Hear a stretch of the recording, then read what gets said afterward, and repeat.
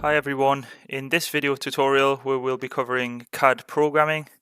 This is where we create a CMM inspection routine from a CAD model. That will be a step or an IGES file, and the idea is that the programs can be made either on the machine, a lot faster and more efficient than programming with the joystick and touch probe, or they can also be created away from the machine to save programming time and reduce bottlenecks. So let's dive in. The first thing to note is you need to click on the correct icon depending on which method you are using. So if you are at the CMM and want to program from the CAD model but on the CMM itself, you'll carry on using the standard white icon. This talks to the CMM and uses the CMM's probe manager to change probes and index the probe head.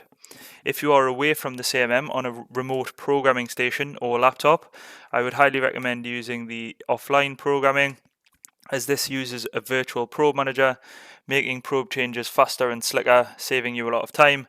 It's also better for simulation and things like that. So just be wary of that before you get started. Before we dive into opening the software, I would like to highlight the use of offline probes. So instead of having to use Probe Mapper at a later stage, you can copy the probe list from your CMM, load it onto your remote programming station, and that will mean that the offline probe manager has the same probes available in the software that you would have if you were on the CMM. To access this file, go to the C drive, Program Data, and Aberlink, and inside this folder there is a file called offlineprobes.xml, and if you copy this from the folder on your CMM and paste it and overwrite it on your remote programming station or laptop, inside the offline probe manager you will have the same probes available that you have on the CMM. So let's get started with the programming. As you can see, this is the part that we're going to do in this tutorial. It's an impeller that I've 3D printed, and it's set up on the Aberlink fixture plate. What I would like to highlight before we get started is the importance of having a decent CAD model before you start programming. So if we open the CAD software now, here we go, and I'll just duck it down here so you can see both at the same time. Typically you will only get the CAD model for the part itself. So in this example, if we open up just the impeller on its own, you'll see it looks like this, and it's fine. You can program from this, no problem. But you're going to have a lot of unknown issues trying to avoid things like these clamps, the pillars, the fixture plate, etc. So what I would recommend doing, if you have the ability to do so, is to utilize a CAD model that includes the fixturing. So there's different CAD packages that will allow you to do this. I'll not explain them all. We use Fusion 360, but in this CAD model you can see we actually have the exact setup that we have on the CMM. So the fixture clamps are in the same place, part orientation is the same, and we have the full fixture plate. So this is the one we're going to use, and it just makes programming move vias and taking the correct points in the correct place without any crashes occurring much easier when you have the entire CAD model. So just make a note of that before you get started. So now we have the model imported, we can look to start programming, but before we can take any points we need to set the visual alignment. This is essentially matching up the CAD model to how it would be sat on the bed of the CMM, essentially dictating where the X, Y and Z axis are. Just general, part orientation on the bed. So this is done via this icon here, set visual alignment. I have covered this in the CAD comparison video, so please skip ahead if you've already watched this, but I'll go through it again for anyone watching just the CAD programming video. So we click on set visual alignment, and we have a window that opens up called XY align. So as standard, the software reverts to a 3-point method. The idea is that if we have a face, let's say we take this top face, I can define a point that will be the origin, and in relation to that origin I will move to the right, that will define the x-axis positive, and then going back to that, if we go above it or away from us and take a point, that will define the y positive direction. So that's what this method is that it reverts to initially, And if we click, so left click here, that's the origin. Take a point along in the new x-axis positive, so just to the right, and then take a point in the y positive direction. So it's a bit like an L. Origin, click to the right, click away from you, and that is the alignment complete. And you'll see the rotation cube and the direction axis now change. This is now our x-axis, y-axis, and z-axis. So that is method number 1 for setting the visual alignment. An alternative, you can actually use the views of the CAD software itself to define the axis. So if I get rid of the model now and bring it back in,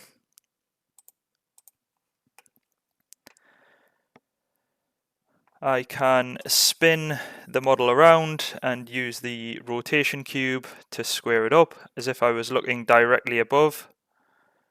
So I'll click on the screen face, that squares it up, and I can click on this button now instead, and it says position the CAD model as it would be when looking straight down with the screen XY aligned with the machine XY, which we have done already. So press the component button, which is this, again when you have done this. Alignment complete, and you'll see the axis match up again in the same fashion. So that is a second method. That is actually my preferred method, but it's personal preference. The other methods available are the look down on a face method. So if we close the model again, and let's bring just the impeller one in, it's a bit faster. Say you have something like this and you want to look down on that top face, we click set visual alignment, and it's the green and yellow icon. Hover over the face and click on it, and you see it automatically squares up and does the alignment. The benefits of that are that it's faster. The downside is that you can't do any rotations after. So if it's not in the correct rotation, it will complete the alignment, and that is it done. So just be wary of that. And lastly, we have CAD. This uses the CAD coordinate system as the alignment. So if we open up the impeller again, whatever the CAD datum is, we'll use that. So it doesn't even matter what the orientation is. We say set visual alignment, CAD, and hit the red cross, and it uses the CAD coordinate system. Just as a side note, at the moment, this is for 2010. You have to click CAD and then the red cross. But in 422, you will click CAD and it will automatically say alignment complete, and then you can hit the green tick. So it's just a slightly different method in 422, but I may update that later when it gets released. So that is the set visual alignment, and now we can look to set some probes up and get some programming features done. So we need to select probes before we can actually measure anything. The idea is I'm on the CMM now, so I'm going to have to use the CMM probe manager. So if I turn the probe on, the probe that you'll see following my mouse is the probe that's active in the software. You can see this down at the bottom. Diameter 2, length 20, 10mm extension A0B0. If I do try to go to the manage offline probes, you'll see a message here, not in offline mode, please use the machine probe manager. So I would use the change probe or change index position, just like I would if I was on the CMM. The CMM will go and execute the command, and then you'll see an updated orientation or ball diameter and stem on the screen.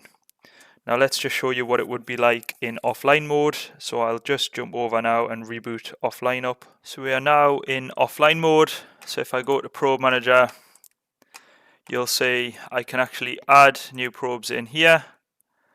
So we basically give it a name. It gives it a generic name, but we can modify this if we want. We tell it the probe type. We have touch, scanning, head touch, or camera. If it's a star probe, we will tick this box. Diameter, length, and whether there's a probe head index involved. You can also add any other components. This is purely just a name that makes it easier when mapping it over on the CMM. But generally, the more info you put in here, the easier it is when you come to map the probes over in the program when running on the CMM. So like I said, this is when you're using the offline icon. You can see up here we have offline. And if you are doing this from scratch on a brand new machine, you would likely see that these are all missing. There's nothing in there. Like I said earlier, if you copy the offline probes.xml file from the CMM onto your programming station, this will populate this window with all the probes available on the CMM. But don't worry if there's nothing, it's easy enough to just add a new probe in.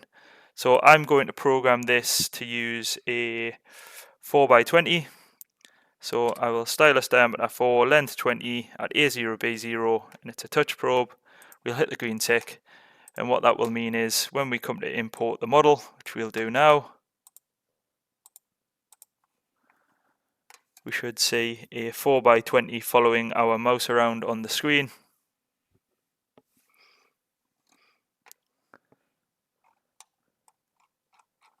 And there we go, you can see the probe is now matching a 4x20. So let's dive in and do a visual alignment again, and then we can start programming. So visual alignment, component button twice, that is now ready, and you should now see the probe in the correct orientation. When programming from CAD, it's definitely worth switching on store points and feature predict. These can be switched on in the settings tab within the software. So they're both switched off at the moment. So the goldfish icon, this is store points. If you switch this on, it becomes an elephant. Elephant has great memory. And the idea is it's remembering any points we take and storing them in the system, i.e. store points. The next icon along the top hat is feature predict. If we switch this on, we see the magician's wand appears, and the idea is the software is going to intelligently guess what feature we are trying to measure from the stored points. So the two work together, and it makes the programming from CAD a lot faster. I mean, they're both useful in their own right when programming with the touch probe on the machine, but with CAD, it makes the programming far, far more faster. So I've just had to switch to a 2mm probe, that's why the screen looks a bit different. But now we have this ready, we can start programming. So the idea is we move the mouse around and the probe will follow the mouse, and left click on any face and it will register a point. So let's take 4 points on the top, 1, 2, 3 and 4. Feature predict and store points working very well there, automatically projected a plane, which we'll define as a reference. Circles, because it has the data from the CAD model, require only 1 click. There we go, set that as a reference. And lines require 3, so let's just take 3 points on this keyway face, 1, 2, 3. Automatically predicts a line, set reference, and that is the reference system started. And we can now look to gather some more features. One of the first features I want to show you from CAD is how to add a move wire. So let's say we want to measure this outside diameter. I'll just start taking points. It automatically predicts a circle. But instead of doing all the points itself, I'm going to hand pick the points I want. And we get to here, and obviously the clamp is in the way. And if we just ran the program, it would crash into it. So with the feature still open, we go to the CAD toolbar and we go to CAD tools. Again, these icons are different to the comparison tools because we have the probe enabled. So just be wary of that. And we're going to click on Enable Move Wire option. This opens up Move Wire Volume Margin.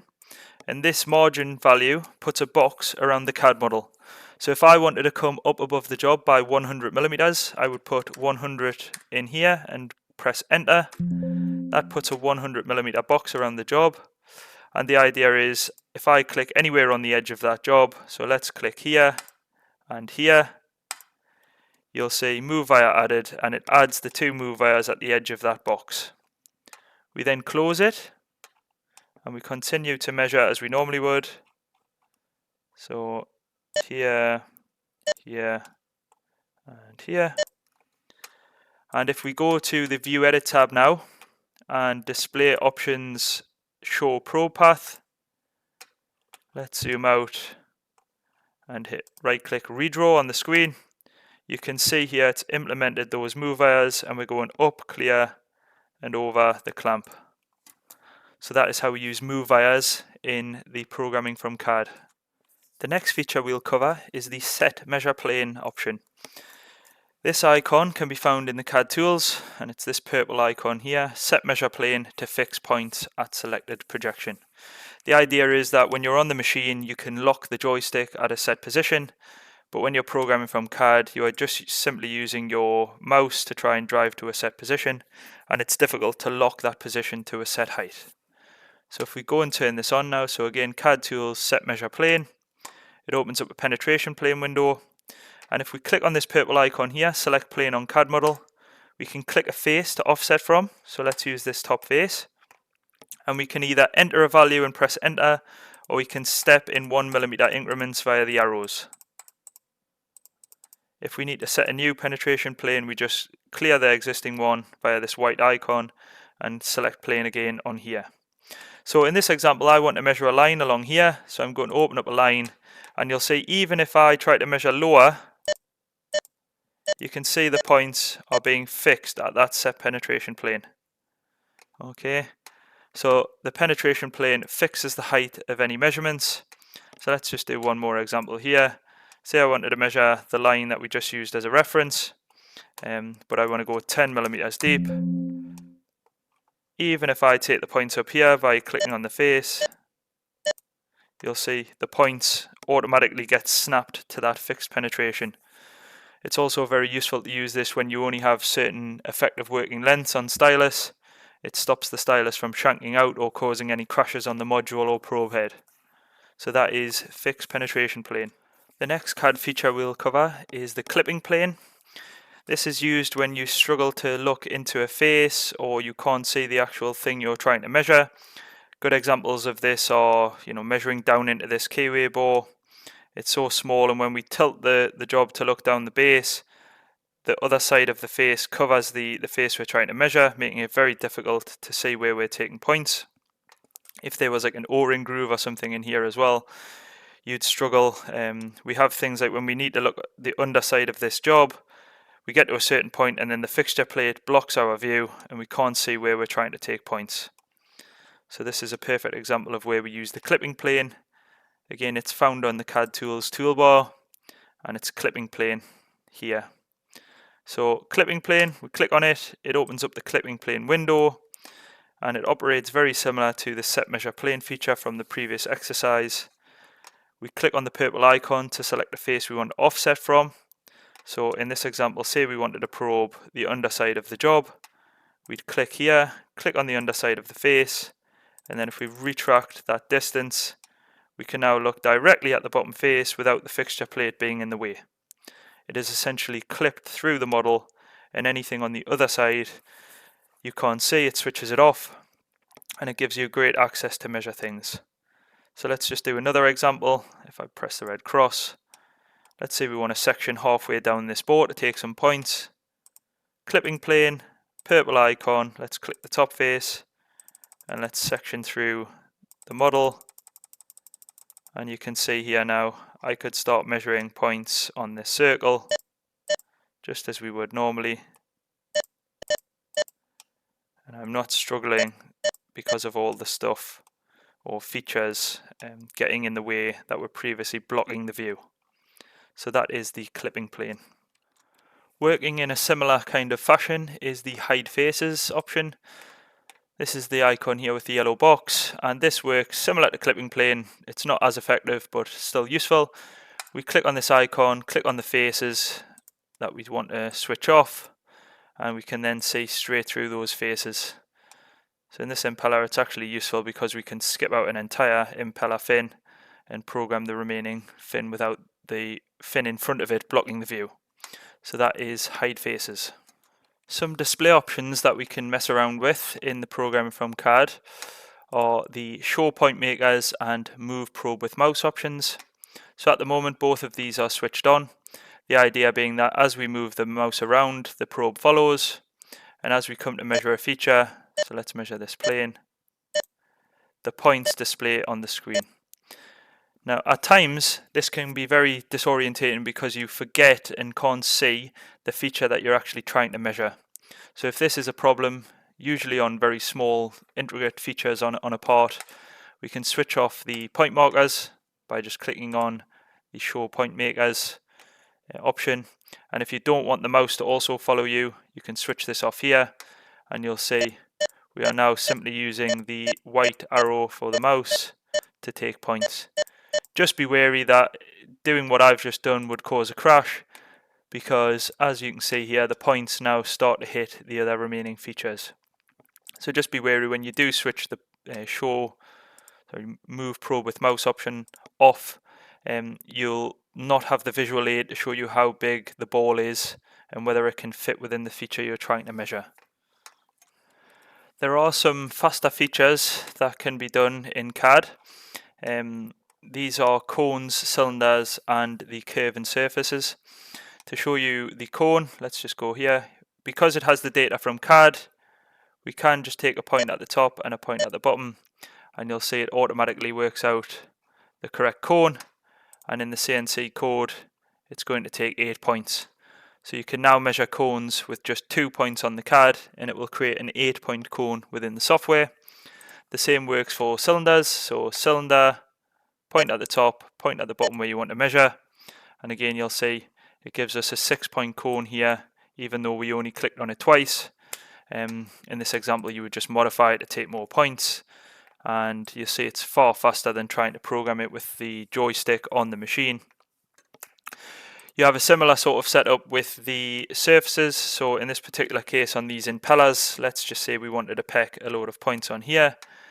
Because of the speed of mouse clicks, we can click surface and we can just start picking points along the surface, and whether this is touch points or scanning, the gathering of the data is far faster than trying to use the joystick. So there you go. And if we're doing CAD comparison, you'll see this is a much faster way to gather a lot of points than using the touch probe. So these are the sort of faster features that you can gather in the CAD programming. If you are programming on a single monitor and don't want to dock the software, so if we undock this now, you'll see this is what it would look like. You notice we don't have the ability to select any features, so we are now relying on the feature predict working. But if you did want to see the measured features within the CAD window when it's on its own, i.e. when it's not docked, you can go to CAD tools and enable the measure controls. This shows up on the left hand side. Just be wary that when you do dock it again, you now have 2 sets of measurement data and it doesn't look very good. So just remember, if you are docking it, to switch it off. That is enable, disable measure controls. I've switched the CAD model now to cover the remaining features of this tutorial, mainly because this is a more real-world part for the application of the features I'm about to cover. So these are the coordinate converter and import points. So one of my favorite things about programming from CAD is that the probe vectors are worked out from the surface itself. This is something you simply cannot do when programming with the joystick on the machine. So whenever measuring freeform surfaces or anything that isn't perfectly square, you'll notice as I go to measure things here, so let's just take a random point, you can see the direction or the vector with the probe leading off changing as I move around the surface. So depending on where I take these points, you'll see the direction for compensation is automatically worked out. This is something that you just can't do manually. So you can see these vectors are different based on where I'm measuring, and again it's something that is inherently a problem when programming on the machine with the joystick. So the reason why this is important is it ties in with the first feature, which is the coordinate converter. And if we switch this yellow icon on, so move mouse to show CAD coordinates and approach vector, it's really useful because as we move the probe around or the mouse around, you can see we not only get the correct vector, but we get the correct XYZ offset in relation to the model itself. This comes really, really handy on a part like this where we need to use RPS to program it. So I can click any point and it will display where it is on the CAD and where it is on the component. So very useful if we set up a different visual alignment. So let's just go in here and set up the visual alignment here as if it was set up on the machine. You can see we have a variance now on where it would be on the bed versus where it would be against the CAD model. Now if you have drawings with offsets on, it's really useful because we can either hover roughly where we want to take the point and it will tell us the XYZ and vector position, or we can even type in our own values. So we can type in 2850 or something like this, and it automatically works out where that would be on the component. So if you're using any RPS setups or anything like this, this coordinate converter is very useful as it does all the calculations for you. Now, if this is still becoming a bit of a pain because typically an RPS alignment would take 6 points, we also have the ability to import points from a text file. So if we click import points, locate the file name here. So this is going to be on, so it's a text file. So I'll show you this once this loads in. We press apply, that imports the points. 6 points have been imported. And if we click on this icon, we can see where those points are in relation to the model. Now imagine trying to do that manually with just a set of points and the part and the joystick. It would be very difficult, but this makes it very easy. We can then import these points into the RPS and then run the optimization. If we look at that file just to show you,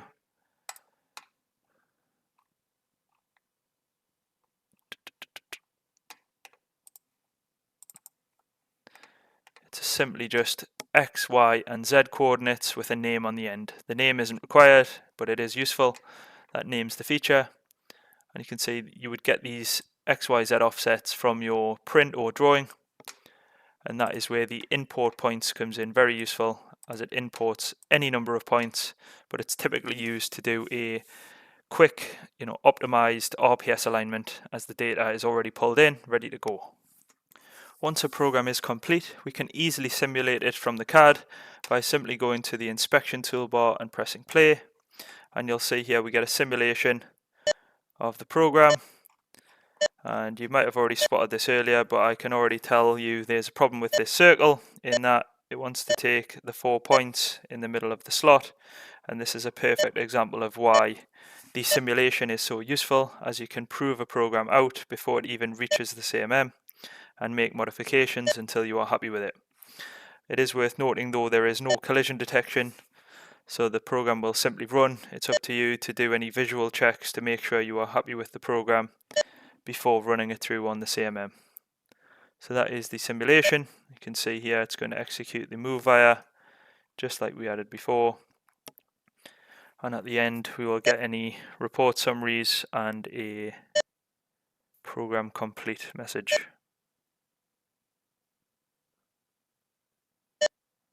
So this is the measuring the fin, just like we did in the previous program. Includes all the plunge and rises from the safety volume as normal. Simulation completed, there we go.